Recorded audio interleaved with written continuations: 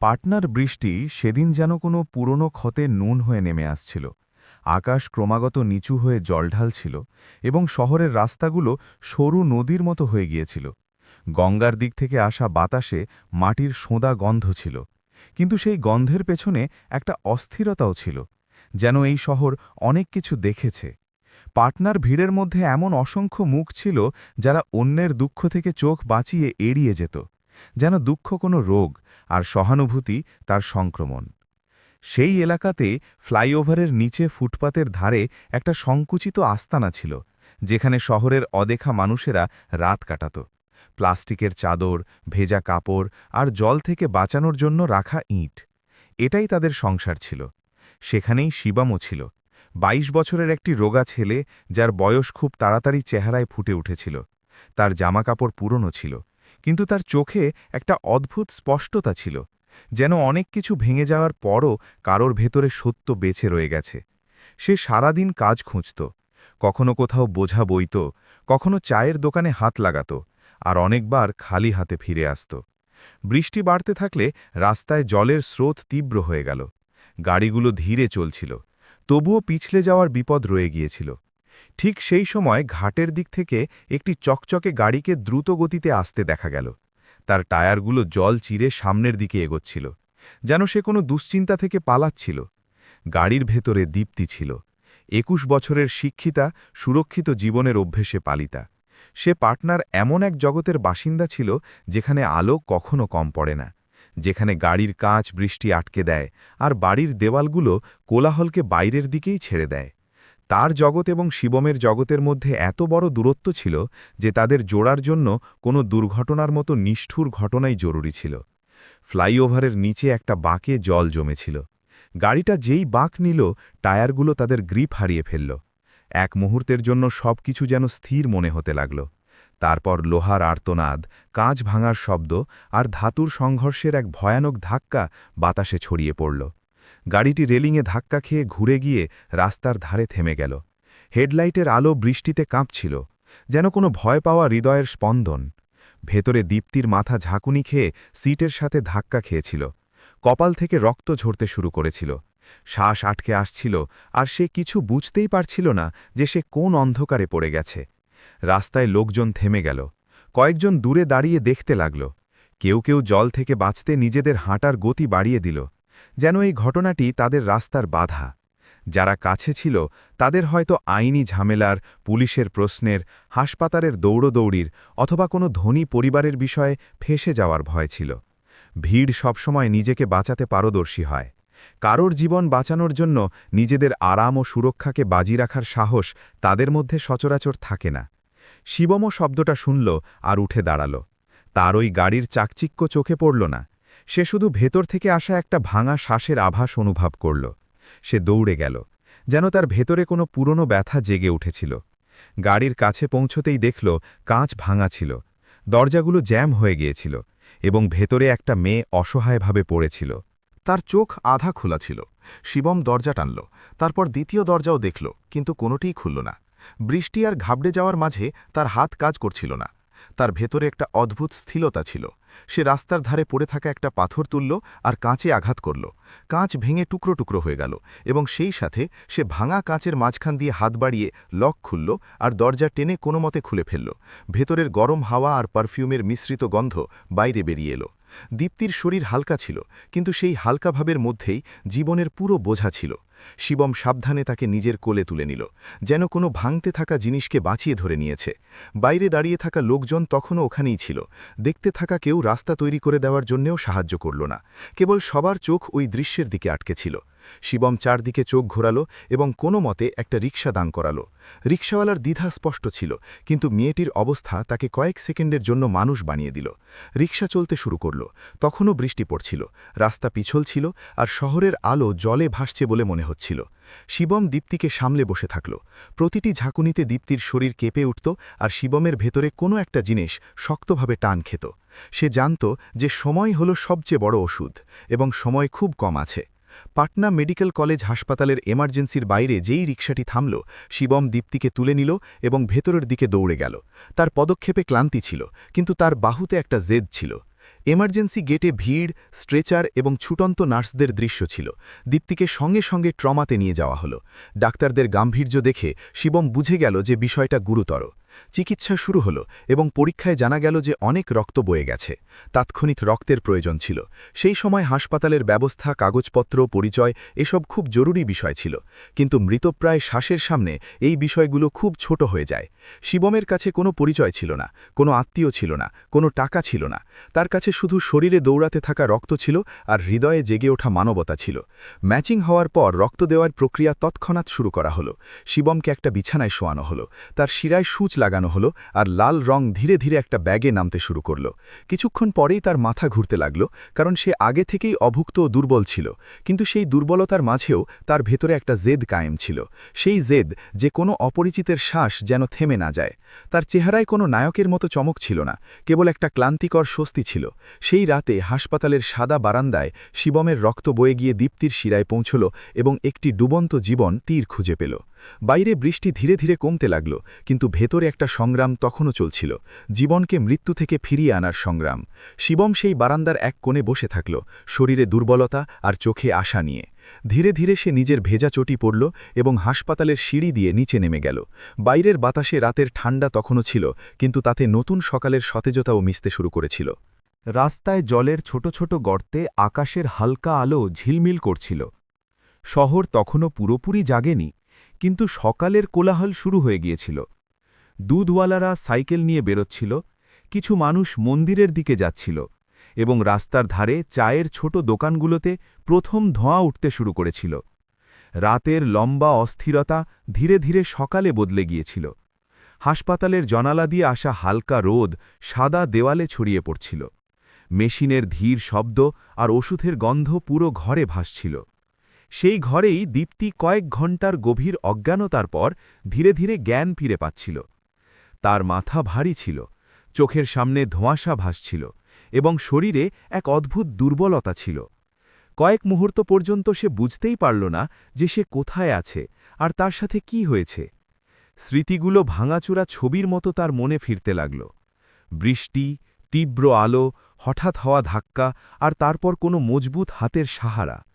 সেই ঝাপসা স্মৃতিতে একটা মুখও ছিল, যা পুরোপুরি স্পষ্ট ছিল না, কিন্তু সেই মুখে দুশ্চিন্তা আর করুণা দুটোই ছিল। ধীরে ধীরে সে বুঝতে পারল যে সে হাসপাতালে আছে। নার্সরা আশেপাশে যাতায়াত করছিল আর ডাক্তাররা তার অবস্থা দেখছিল।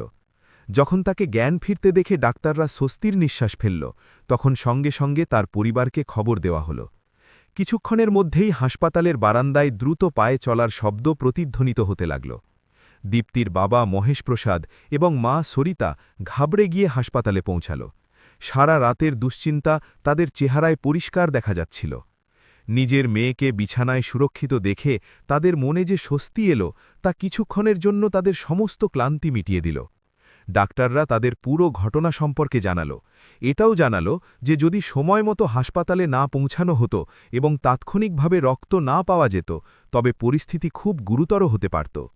যখন এই কথাটা সামনে এলো যে একজন অচেনা যুবক শুধু দীপ্তিকে রাস্তা থেকে তুলে হাসপাতালেই পৌঁছায়নি, বরং নিজের রক্ত দিয়ে তার জীবন বাঁচাতেও সাহায্য করেছে, তখন ঘরের মধ্যে কিছুক্ষণের জন্য গভীর নিস্তব্ধতা ছেয়ে গেল।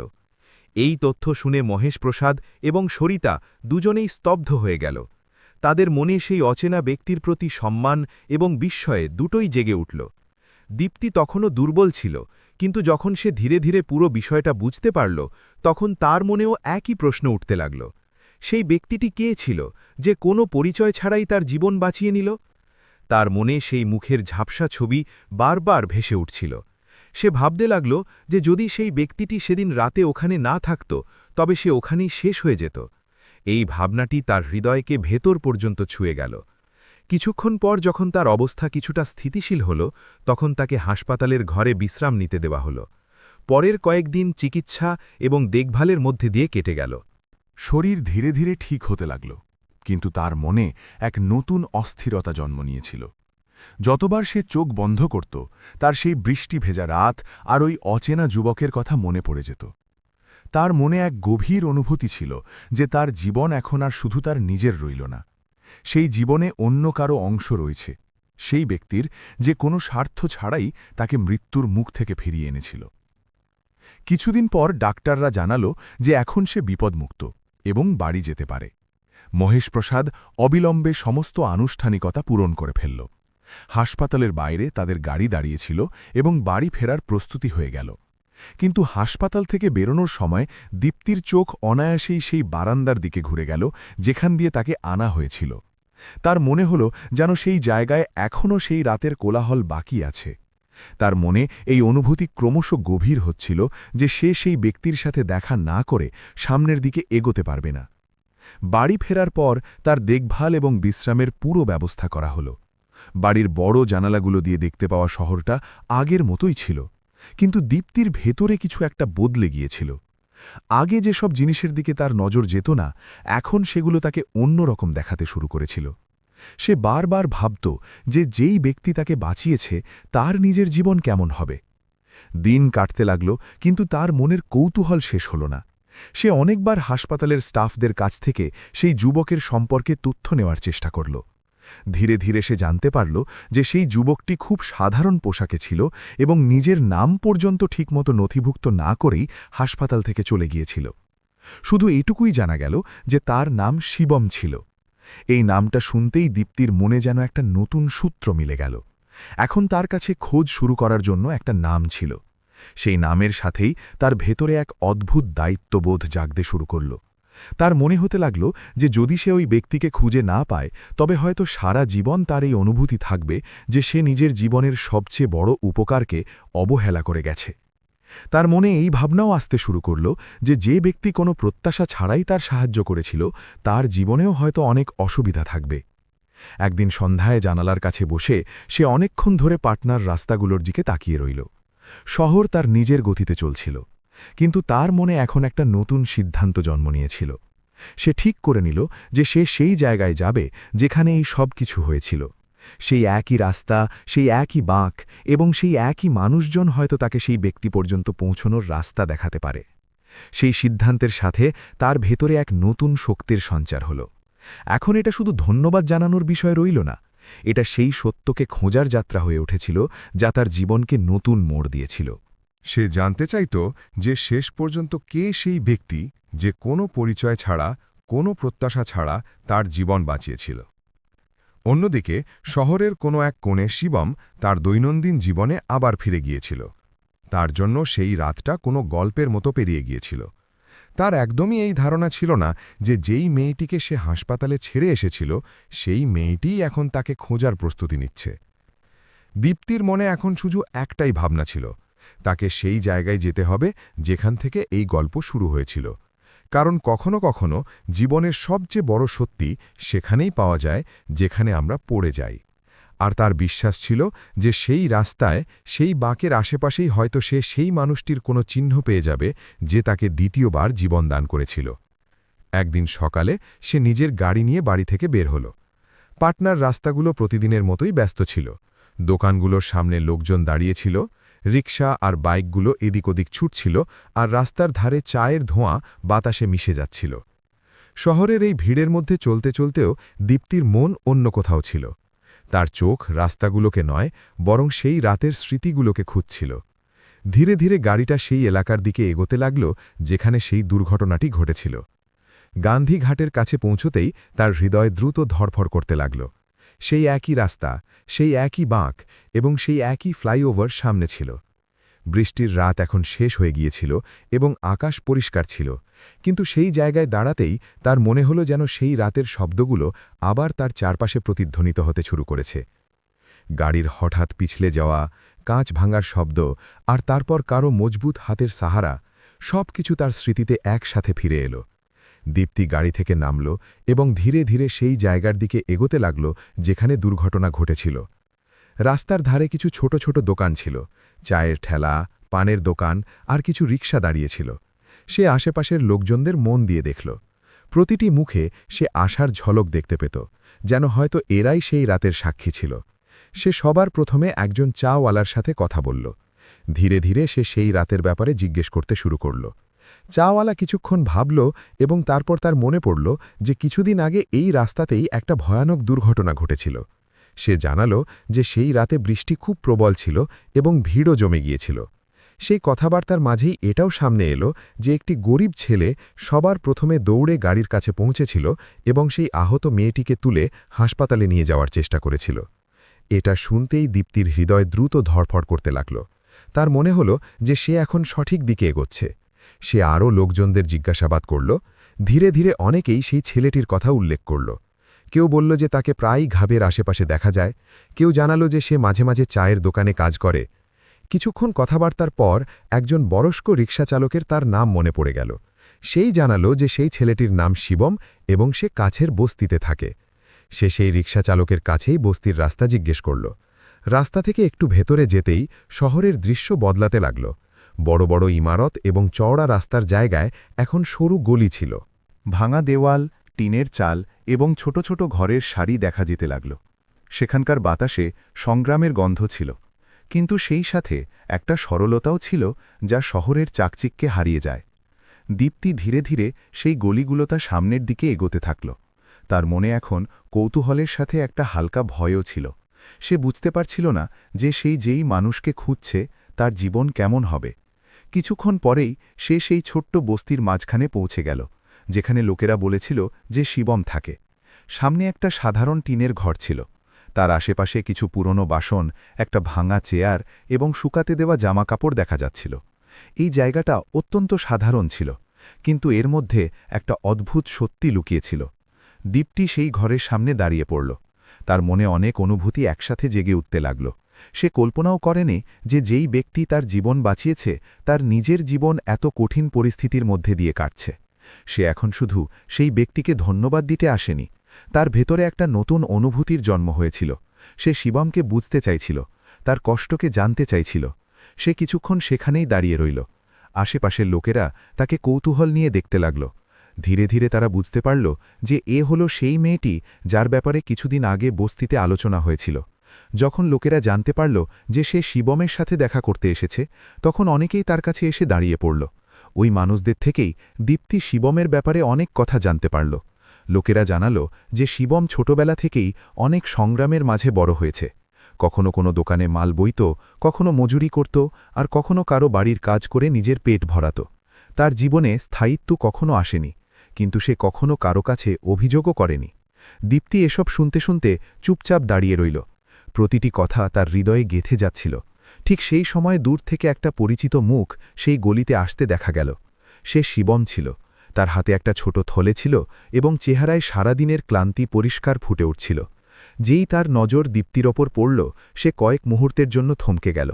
তার হয়তো আশা ছিল না যে মেয়েটি তার বস্তি পর্যন্ত পৌঁছে যাবে।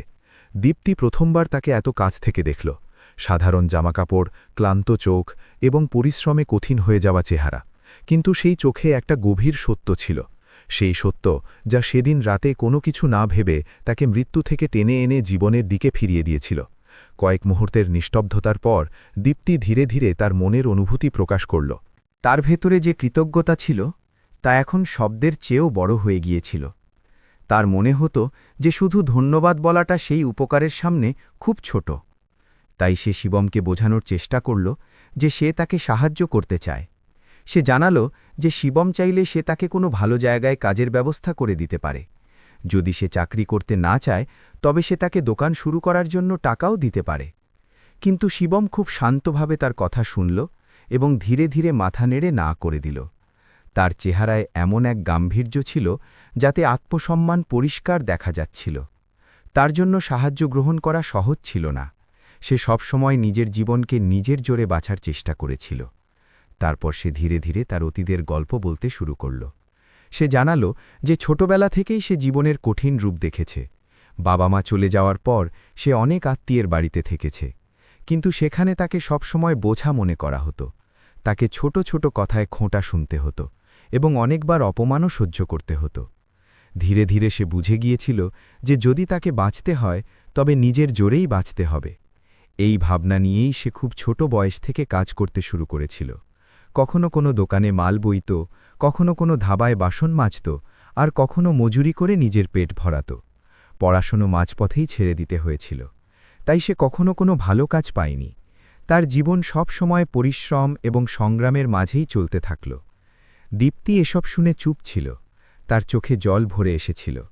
তার মনে হচ্ছিল যে এই পৃথিবীতে কত মানুষ এমন আছে যাদের জীবনে সংগ্রাম ছাড়া আর কিছুই থাকে না, এবং তবুও তারা অন্যদের জন্য এত বড় মানবতা দেখিয়ে দেয়।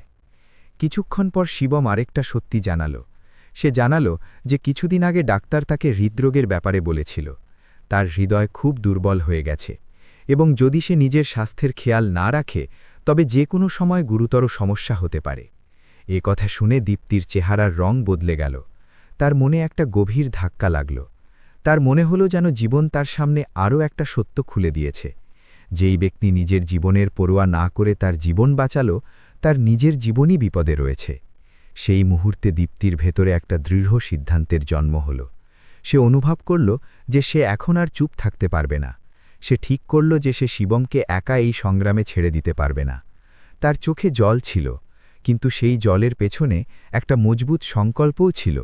সে মনে মনে ঠিক করে নিল যে সে শিবমকে নিজের সাথে নিয়ে যাবে, তার চিকিৎসা করাবে এবং তার জীবনকে আবার সুন্দর করে তোলার পুরো চেষ্টা করবে।